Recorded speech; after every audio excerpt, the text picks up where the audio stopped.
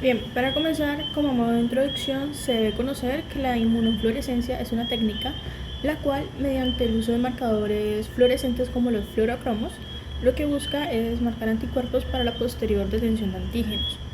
Pero si bien el uso de esta técnica es visible gracias a lo que se conoce como microscopía de fluorescencia, que lo que hace es que a través de una serie de filtros ópticos da la visibilidad de esta en la marcación de distintos anticuerpos para así poder brindar la oportunidad de identificar otras estructuras o posibles antígenos. Cabe resaltar que todo esto se pudo observar en la práctica número 5 desarrollada en el laboratorio. Pero continuando con esto, la función que desarrolla esta técnica puede ser mejor vista en estudios como el del artículo Sensibilidad y especificidad de la inmunofluorescencia anti-ARN de doble cadena para la detención universal de infecciones virales en muestras respiratorias. En este artículo, perdón, se evalúa lo que es el uso de la inmunofluorescencia precisamente en la identificación de infecciones, pero en este caso de tipo viral, que pueden actuar en el sistema respiratorio. Entonces, lo que hace es que se marca el ARN de doble cadena o dsRNA, que lo que representa es la replicación de virus en las diferentes células de la muestra. Ahora bien, continuando con la metodología, se pudo observar que en el artículo se realizó una serie de pasos para la posterior realización del estudio y se sintetizan de la siguiente manera. El primer paso sería la colección de especímenes. Aquí se recopila una serie de muestras de las vías respiratorias de los diferentes pacientes y esto con el fin de poder identificar la presencia del virus. Como segundo tenemos una centrifugación y fijación. Aquí lo que se hace es que cada espécimen se va a preparar en un portaobjetos para posteriormente ser centrifugado 100 microlitros de este. Y por último poder ser fijado por medio de acetona fría. Como número 3 se tiene tinción de inmunofluorescencia anti-dsRNA. Lo que se hace es que por medio de diferentes sustancias se van a teñir tanto el anticuerpo primario como el secundario, para que después, posteriormente, vayan a marcar lo que son los antígenos. Como número 4 se tiene interpretación. Aquí lo que se hace es que por medio de un microscopio de fluorescencia se van a observar los portaobjetos para poderlos interpretar y también de esta manera compararlos con un estándar de referencia. Adicionalmente, en este paso se toman lo que son las fotografías para poder identificar como las variables que hay en las diferentes observaciones. Y hablando de un estándar de referencia, seguimos precisamente con el paso 5, que es un estándar de referencia. Aquí lo que se hace es que se tiene, como su nombre lo indica, una referencia para así poder comparar los resultados que se tienen en las diferentes observaciones. Con número 6 se tiene una recopilación de datos. Aquí se registran los diferentes, valga la redundancia, datos o resultados observados luego de la observación de las diferentes muestras y donde se van a tener en cuenta un sistema de calificación para poder identificar las variables. Con un sistema de calificación me refiero a que se tiene una serie de valores para poder identificar qué tanto varían lo que se observa en el microscopio. Como paso número 7 se tiene un análisis estadístico. Aquí lo que se va a hacer es que se va a estudiar la sensibilidad, la especificidad, la precisión y también la probabilidad de poder detectar dsRNA con la técnica de inmunofluorescencia. De acuerdo, todo esto de acuerdo al paso anterior que fue la recopilación de datos. Y por último se tiene un cálculo de tamaño de la muestra, donde se va a promediar el alcance que pueden tener los diferentes resultados de esta muestra en otras posibles aplicaciones. Entonces, con esto se puede observar que la investigación tiene un plan de trabajo muy bien estructurado, tiene una metodología bien estructurada y trabajada para la posterior obtención de resultados y el estudio. Sin embargo, consideramos que se podría añadir a estos pasos un planteamiento de las conclusiones, lo cual viene siendo de mucha importancia en toda investigación y en toda metodología, ya que facilita entender al lector si los objetivos que se tenían precisamente con esta investigación y con este estudio al final fueron obtenidos. Hola, mi nombre es Heidi Cubillos y continuaré hablando acerca de los resultados. Antes de comenzar a escribir los siguientes resultados, vamos a comenzar describiendo los siguientes datos. Hay que tener en cuenta que el estudio se basó en 148 individuos, los cuales obtuvieron un total de 195 muestras o especímenes. La mayoría de los pacientes que se les realizó la toma de la muestra corresponde a pacientes que llevan 1 a 3 días de la presentación de síntomas. Además, hay que tener en cuenta que a esos pacientes se les estaba suministrando medicamentos antivirales, agentes inmunosupresores y tratamiento por antibióticos. Esto es esencial tenerlo en cuenta, ya que estos van a influir en la toma de los resultados. Además, otro dato importante es que el 89% presentaban comorbilidades. Los resultados que obtuvimos mediante la inmunofluorescencia anti-dsRNA es que se venció una alta presencia de virus, en la cual 191 muestras arrojaron positividad para esta tinción, por lo que obtuvimos una alta sensibilidad del 83,3% y una alta especificidad del 87,4%. Ahora observemos las siguientes microfotografías de inmunofluorescencia.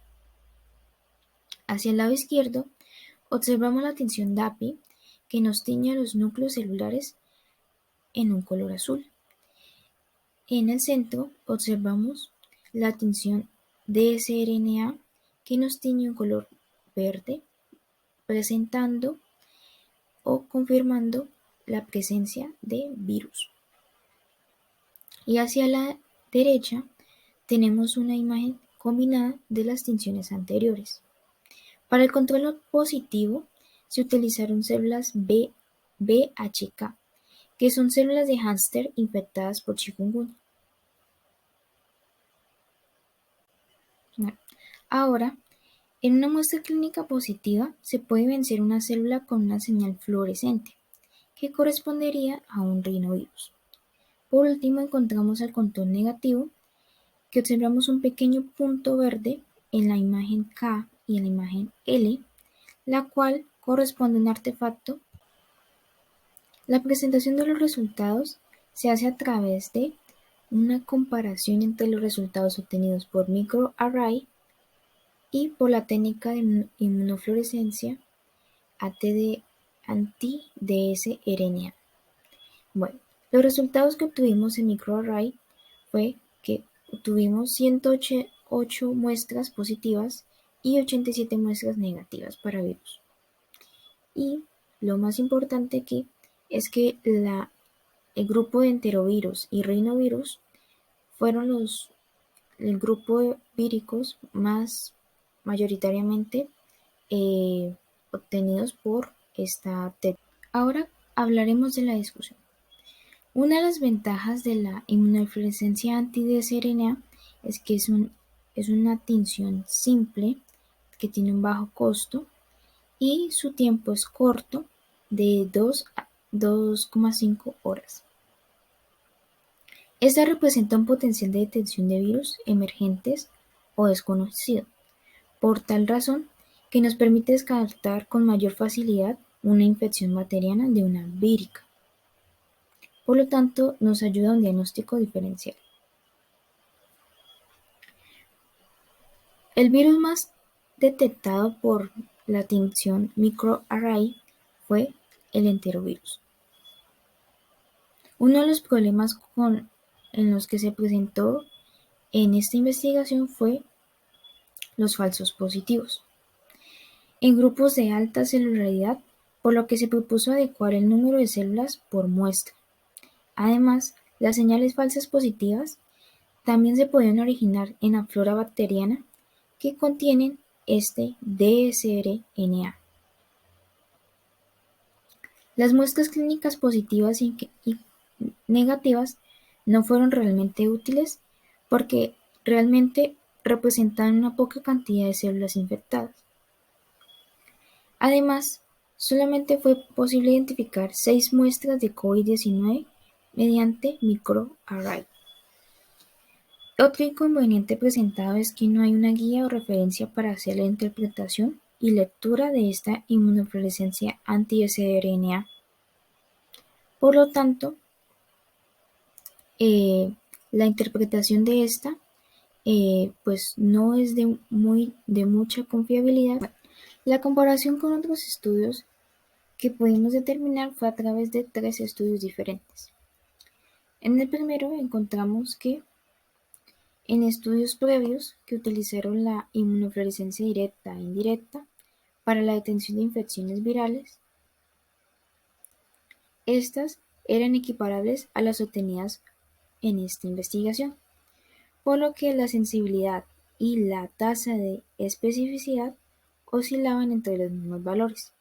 La detención de muestras positivas de COVID-19 se relacionaban en otros 2 artículos. Uno, mediante otros estudios recientes de inmunotensión se demostraron resultados positivos para la detención de COVID-19.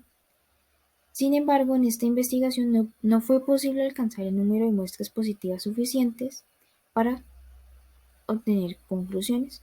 En el último artículo encontramos que, además, fue posible identificar anticuerpos antinucleares esenciales para la identificación de virus, arrojando resultados más productivos en este campo de investigación.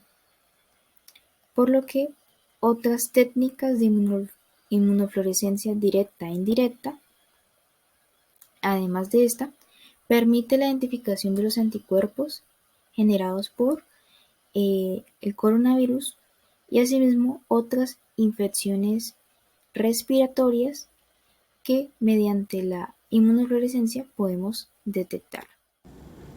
Hola, soy Mariana Rojas y ahora voy a hablarles sobre otros usos que tiene la inmunofluorescencia.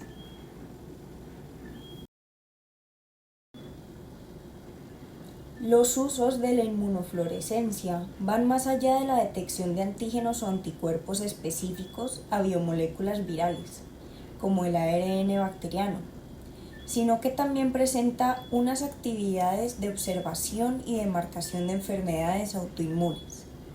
En casos clínicos, se considera incluso el ensayo de inmunofluorescencia antinuclear de anticuerpos como estándar máximo en detección de enfermedades autoinmunológicas.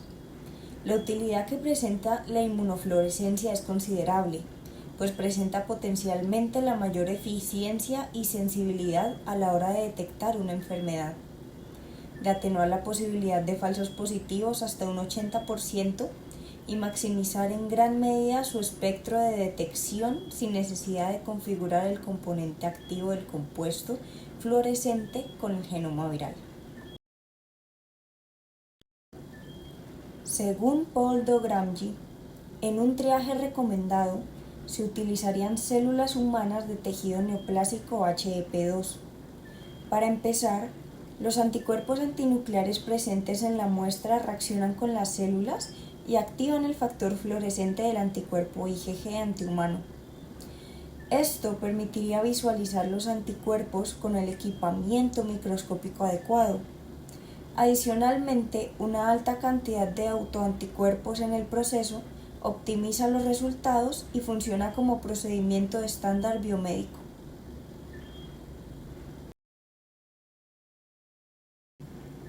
Ahora bien, ya que dejamos esos usos claros, procedamos a hablar de las conclusiones de este proyecto.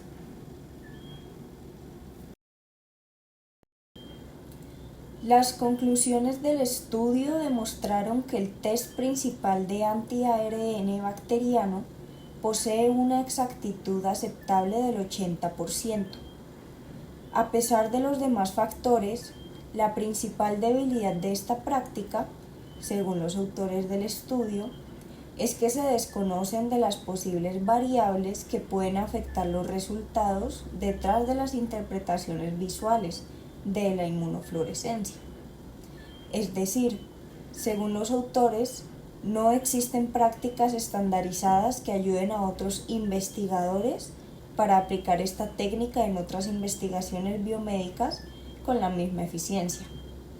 Es decir, que por el momento, la replicabilidad del experimento es limitada. En resumen, El estudio concluyó con fuertes cifras a favor de la práctica y su aplicabilidad en el futuro. Tomando esto en cuenta, las debilidades en la sensibilidad de la inmunofluorescencia aplicada al diagnóstico de enfermedades virales pueden ser prevenidas a través de medidas preventivas apropiadas y optimizaciones estandarizadas de cantidades de células, concentración de solutos, tejidos implicados, etc. Sin embargo, la técnica de inmunofluorescencia puede proveer una señal de demarcación en caso donde sea de primordial importancia acudir a la detección de un virus nuevo y posiblemente prevenir una futura pandemia. Muchas gracias.